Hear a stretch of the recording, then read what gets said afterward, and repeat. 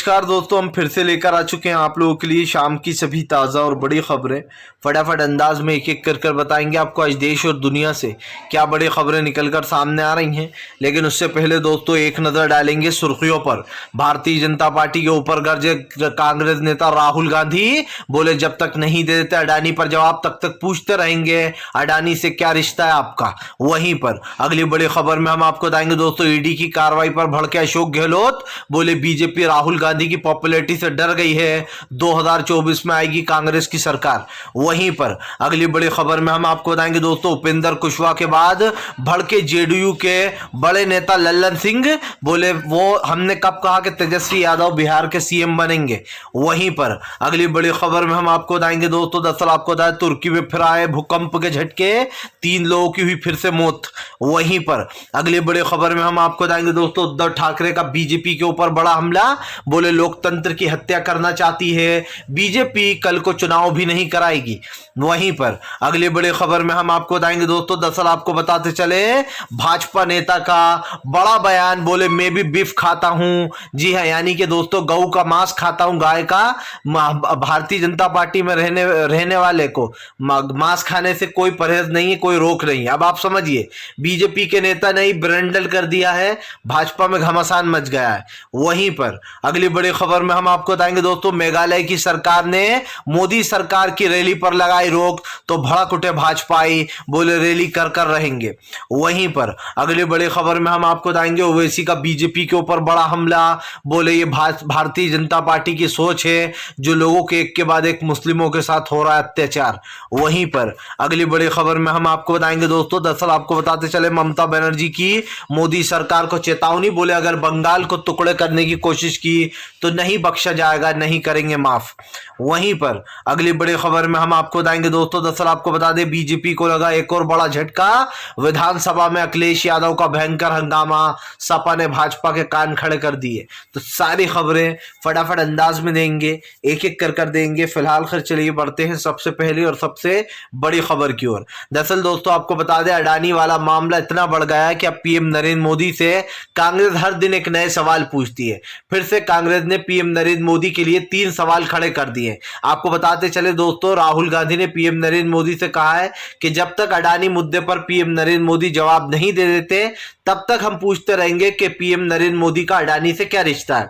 आपको बताते चले दोस्तों कथित तौर पर घोटाले के आरोप लगे अडानी के ऊपर, जो कि धीरे धीरे कर दोस्तों अमीरों की सूची से बाहर हो गया। आपको बता दें जो अडानी 2 नंबर पर रहता था वो अचानक से 42वें नंबर पर पहुंच गया 24वें, जिसके बाद दोस्तों लोगों ने अडानी के घोटालों को लेकर भारत में भी जाहिर सी बात है बातें करना शुरू कर दिया। राहुल गांधी ने संसद से लेकर सड़क तक पीएम नरेंद्र मोदी से अडानी के बारे में पूछा, लेकिन पीएम नरेंद्र मोदी ने अडानी मुद्दे पर अपनी चुप्पी साध ली, या फिर यूं कह लें कि किसी मुद्दे पर कोई सवाल का जवाब नहीं दिया। राहुल गांधी ने पीएम पर निशाना साधते हुए कहा कि क्या पीएम नरेंद्र मोदी बताने का कष्ट करेंगे कि अडानी के साथ उनका क्या रिश्ता है। राहुल गांधी ने कहा कि प्रधानमंत्री संसद में बोलने नहीं देते हैं, सड़क पर अडानी का मुद्दा पूछो तो चुप करा दिया जाता है। राहुल ने कहा कि इस देश के सारे पोर्ट, सारे एयरपोर्ट, रेलवे स्टेशन, हवाई अड्डे, बिजली, ऑयल कंपनी सारी की सारी अडानी के अंडर में है।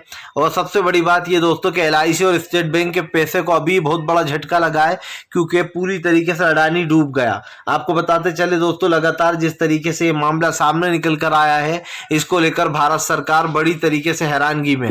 जाहिर सी बात है पीएम नरेंद्र मोदी अडानी के काफी खास माने जाते हैं। ऐसे में राहुल गांधी ने सवाल पूछा है कि क्या पीएम नरेंद्र मोदी अब गौतम अडानी के बारे में कुछ बोलना चाहेंगे या अभी भी वो इस बारे में चुप्पी साधे रहेंगे। आपको बता दें पीएम नरेंद्र मोदी दोस्तों हमेशा से ही अडानी मुद्दे पर चुप रह जाते हैं। जब विपक्ष उनसे सवाल पूछता है तो पीएम नरेंद्र मोदी चुपचाप रहते हैं। जाहिर सी बात है पीएम नरेंद्र मोदी की एक ही ट्रिक है, चुपचाप रहो, कोई जवाब मत दो तो आप बिल्कुल नहीं फंसोगे। चलिए बढ़ते हैं एक और अगली बिग ब्रेकिंग की तरफ। बता दोस्तों अगली जो बड़ी खबर निकल कर आ रही है आपको बताते चले दोस्तों उपेंद्र कुशवाहा के ऊपर भड़के जेडीयू के दिग्गज नेता तेजस्वी यादव और लल्लन सिंह, बोले लल्लन सिंह ने कहा कि हमने कब कहा था कि तेजस्वी यादव सीएम बनेंगे।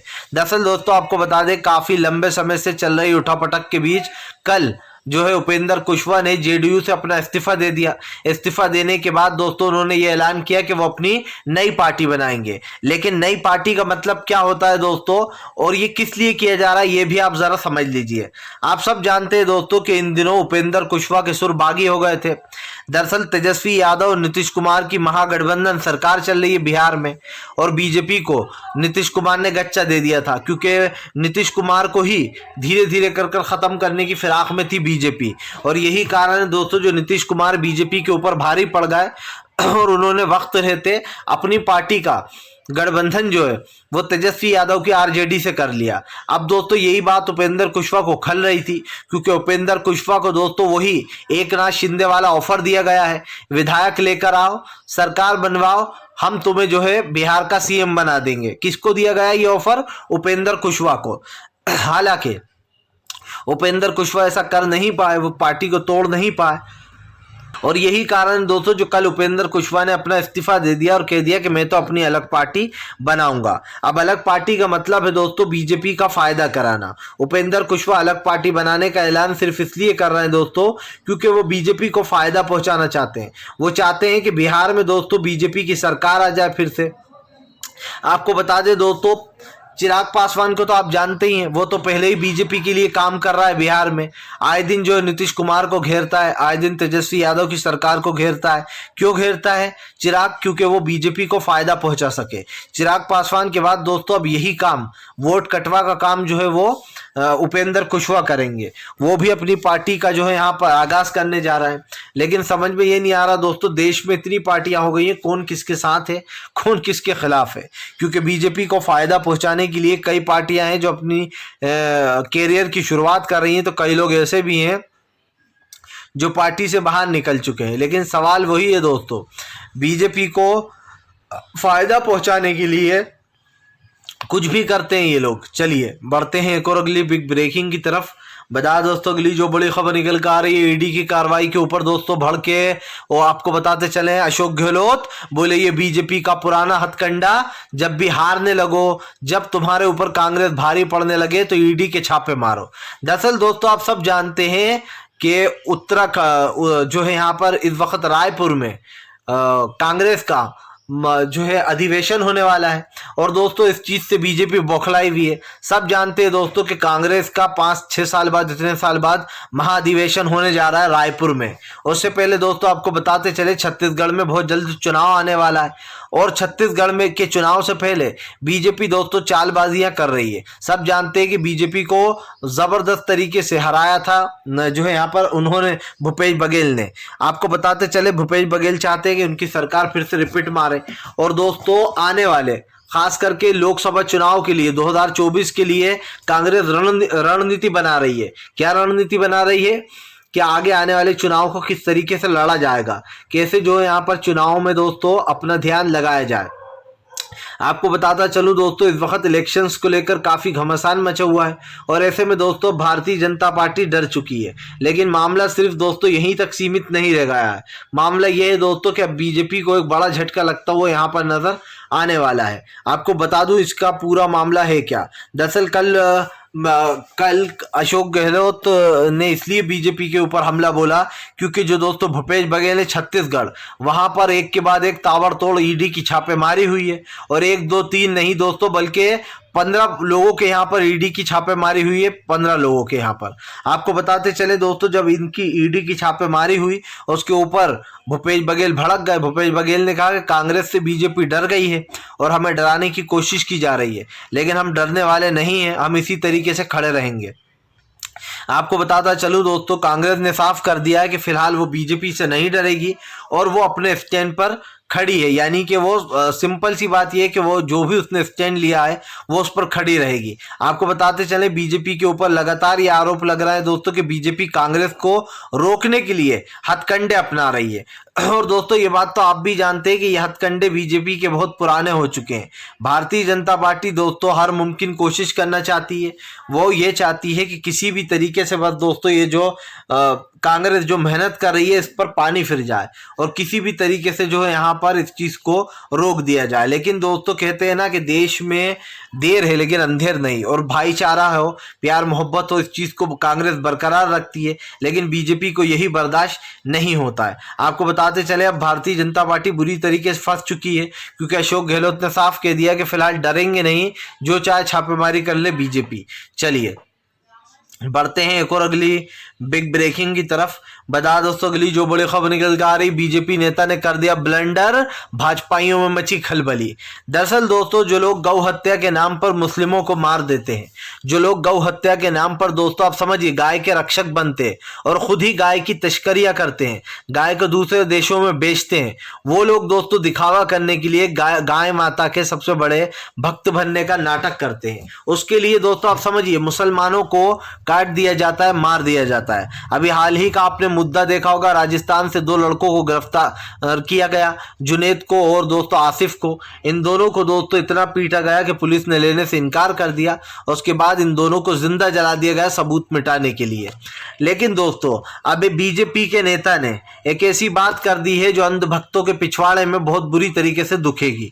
लेकिन क्या अब अंधभक्त दोस्तों इनके साथ भी वही करेंगे जो आसिफ और जुनेद के साथ किया?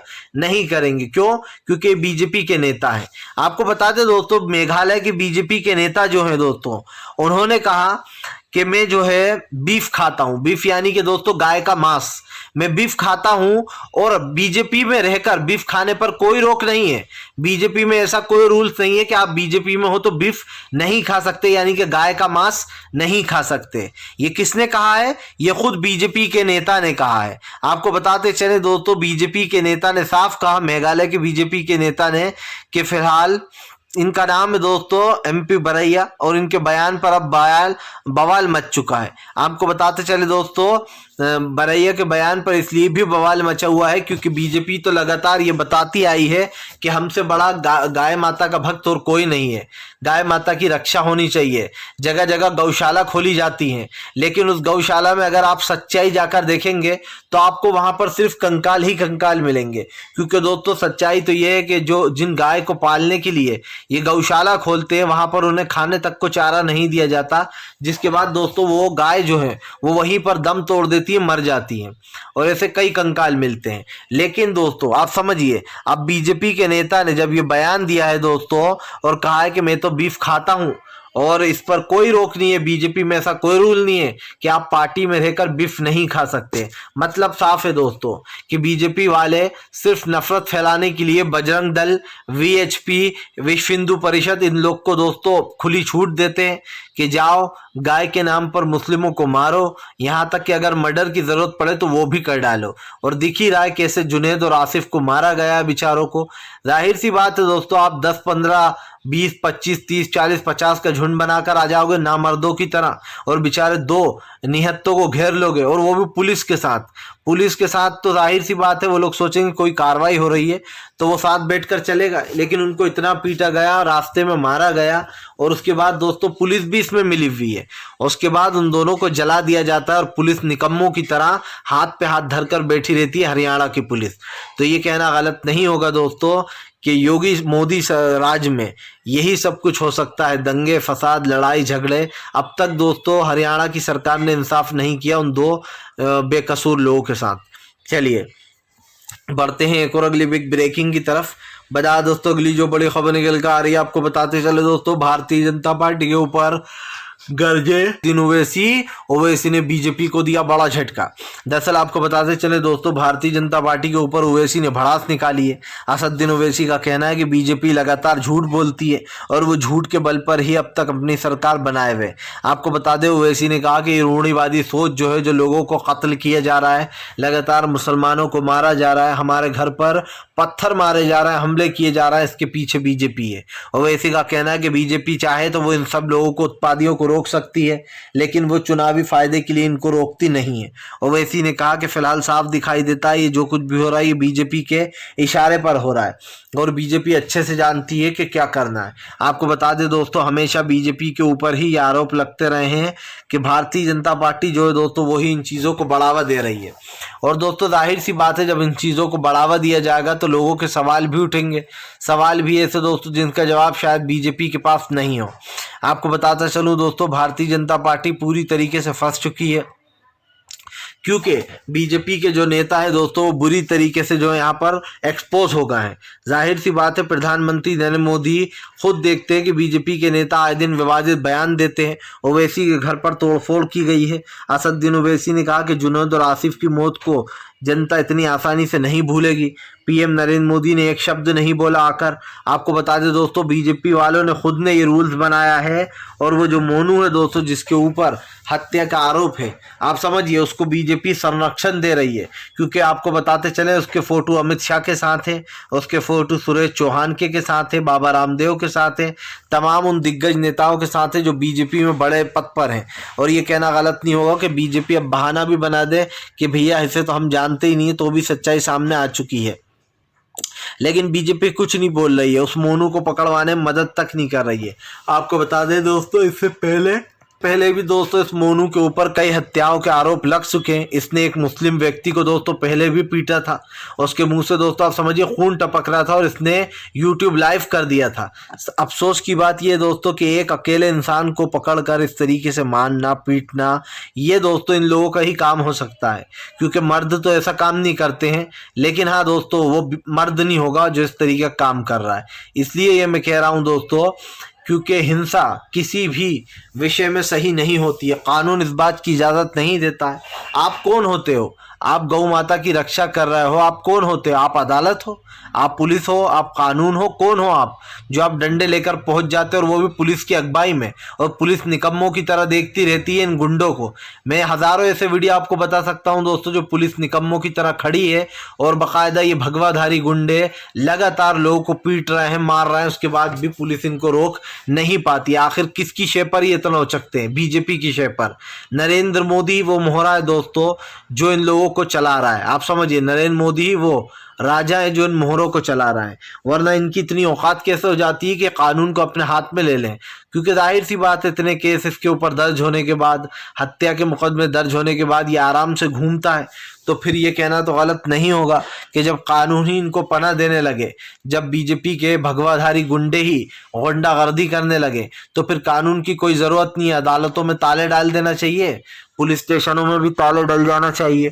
क्योंकि अब तो बीजेपी ने गौरक्षक की टीम एक बनाई है, एक टीम किसी और चीज़ की बनाई है। ऐसे कर कर कर एक काम करो, एक लव जिहाद के खिलाफ टीम बनाओ, एक जो है यहाँ पर मुस्लिम विरोधी टीम बना लो, एक जो है टीम बनाओ धर्म परिवर्तन की। ऐसी तमाम टीमें बनाती जाए बीजेपी, और सिर्फ मुसलमानों को टारगेट करो। सिर्फ ये कहो कि अगर कोई लव जिहाद करे तो उसे वहीं पीट पीट के मार देना, अगर कोई जो है यहाँ पर धर्म परिवर्तन करवाए तो उसे वहीं पीट पीट के मार देना। कानून की कोई ज़रूरत नहीं है। तुम ही कानून हो, तुम ही जज हो, जो तुम करोगे वही सही है। तुम्हें कोई गिरफ्तार नहीं करेगा, क्योंकि बीजेपी की सरकार है। आप समझिए, नया भारत ये है। कंगना रावत जैसे लोग दोस्तों जो नए भारत का सपना देखते हैं, जो कहते हैं कि मोदी जी का भारत बहुत अच्छा है, ये है मोदी जी का भारत। और कंगना रावत जैसे लोगों को दोस्तों ऐसे ही भारत पसंद है, जो देश में नफरत फैलाएं, जो हिंसा फैलाएं, जो लोगों को पीटे मारे, उन चीज़ों को कंगना रावत जैसे लोग बढ़ावा देते हैं। मुझे तो अफसोस है दोस्तों कि कांग्रेस इतना अच्छा करती थी उस समय पर, उसके बावजूद भी कांग्रेस में नुस्खे निकाले जाते थे। लेकिन आज जो पत्रकार कांग्रेस में नुस्खे निकालते थे, आज वही बीजेपी के खिलाफ हैं। आप समझिए, जितने भी पत्रकार थे वो लोग समझ गए कि कांग्रेस ही बेस्ट थी। अभिसर शर्मा हमेशा मनमोहन सिंह साहब से टेढ़े मेढ़े सवाल पूछे। अजीत अंजुम सर, उन्होंने भी हमेशा कांग्रेस पर सवाल उठाए। रविश कुमार सर ने भी पूछे। लेकिन दोस्तों उन्होंने ईमानदारी से अपना काम किया, उनको ब्लेम नहीं कर रहा हूं मैं। लेकिन मैं ये बता रहा हूं कि जब ये लोग सोचते थे कि इससे भी अच्छी सरकार आएगी, लेकिन हुआ क्या? सरकार तो छोड़िए, आज वही पत्रकारों ने जॉब छोड़कर यूट्यूब को ज्वाइन कर रखा है। क्यों? क्योंकि यहाँ पर निष्पक्षता से न्यूज़ सुना सकते हैं।